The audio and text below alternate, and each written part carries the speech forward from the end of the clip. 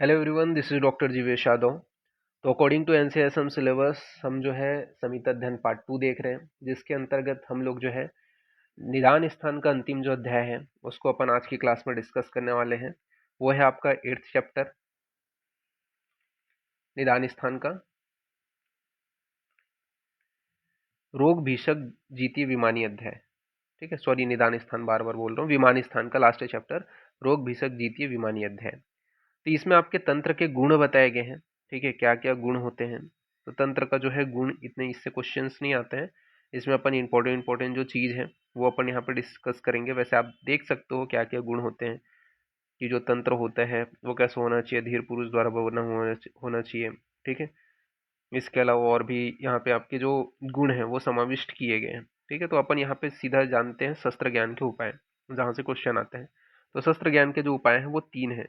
ठीक है, जो शास्त्र है, सॉरी, शास्त्र है जो है, कोई भी आप जो स्टडी करते हो कोई भी बुक को, ये जो शास्त्र है जितने भी आपके बताए गए चरक संहिता सुश्रुत संहिता, इनको जो है ज्ञान जानने के 3 उपाय हैं।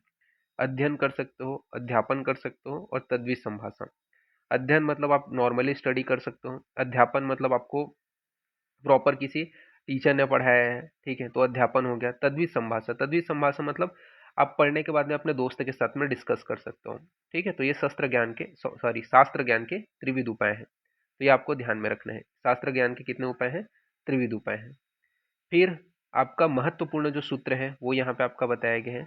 न चैव हैति सुतर आयुष्य, सॉरी, तस्माद आयुर्वेदस्य पारम। ठीक है, तो महत्वपूर्ण जो सूत्र है वो क्या है? आयुर्वेद का ही सूत्र है। फिर इसके अंदर संभाषा के विषय में बताया गया है कि आप संभाषा करते हो, सेमिनार जब अटेंड करते हो तो उससे क्या क्या बेनिफिट्स होते हैं या संभाषा के लाभ क्या बताए गए हैं।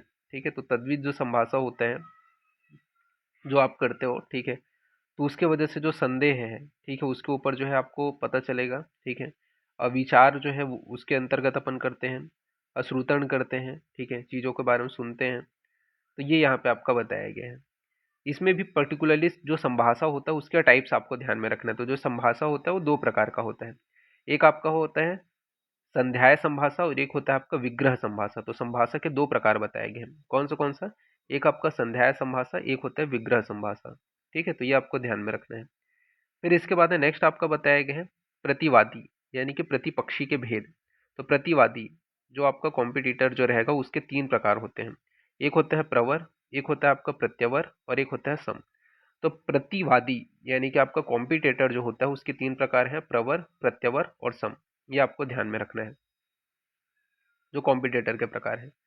फिर परिषद परिषद के भेद के विषय में बात करते हैं।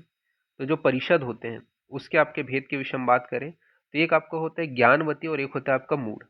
तो परिषद जो होते हैं वो आपके 2 प्रकार के होते हैं, ज्ञानवती और मूढ़। ज्ञानवती के अंतर्गत कौन सा आते हैं? तो ज्ञानवती के अंतर्गत सुहृद परिषद आते हैं, इसके अलावा उदासीन परिषद आते हैं और प्रतिनिविष्ट परिषद आते हैं। तो ज्ञानवती के अंतर्गत सुहृद परिषद, उदासीन परिषद और प्रतिनिविष्ट परिषद आते हैं। जबकि मूढ़ परिषद के अंतर्गत भी ये 3 ही चीज आते हैं। मूढ़ के अंतर्गत भी सुहृद परिषद, उदासीन परिषद और प्रतिनिविष्ट परिषद, ये जो है 3 चीजें आती हैं। ठीक है, तो इसका जो पासवर्ड रहेगा ना वो क्या रहेगा? परिषद। जैसा लिखा है ना वैसे ही आपको टाइप करना है। तो ये पीडीएफ आपका ओपन हो जाएगा। नाउ नेक्स्ट अपन आगे बढ़ते हैं। वाद मार्ग, ज्ञानार्थ पद। ठीक है, तो वाद मार्ग के ज्ञान के लिए कौन से पद बताए गए हैं? ठीक है, सॉरी, पद बोलता हूँ, पाद जो है वो बताए गए हैं। तो टोटल 44 जो पाद हैं वो बताए गए हैं वाद मार्ग के ज्ञान के लिए। तो ये आपको ध्यान में रखना है कौन से वो 44 पाद हैं। तो ये यहाँ पे आपका बताया गया है। जैसे कि आपका वाद हो गया, द्रव्य हो गया, ठीक है, गुण हो गया, कर्म हो गया, सामान्य हो गया, विशेष हो गया, समवाय हो गया, प्रतिज्ञा हो गया, स्थापन हो गया, प्रतिष्ठापन हो गया, हेतु हो गया, दृष्टांत हो गया, उपनयन, नियम, निगमन, उत्तर, सिद्धांत, शब्द, प्रत्यक्ष, अनुमान, एतिहाम, इसके अलावा औपम्य, संशय, प्रयोजन, सत्याभिचार, जिज्ञासा, व्यवसाय, अर्थ प्राप्ति, संभव, अनुयोज्य, इसके अलावा अनुयोज्यार्थ, अनुयोग, इसके अलावा प्रत्यनुयोग, वाक्य दोष, वाक्य प्रशंसा, छलम, इसके अलावा अहेतु, अतीत काल, इसके अलावा उप अवलभ्या, परिहार, प्रतिज्ञा हानि। ठीक है, ये आपके क्या है, वाद मार्ग हैं। टोटल 44 प्रकार के वाद मार्ग हैं, इनके नाम बस ऐसे याद रखना। इसके अलावा अभिन्यास हो गया, हेत्वांतर हो गया, अर्थांतर हो गया, निग्रह, स्थान निमित्त। ठीक है, तो ये आपको याद रखना है।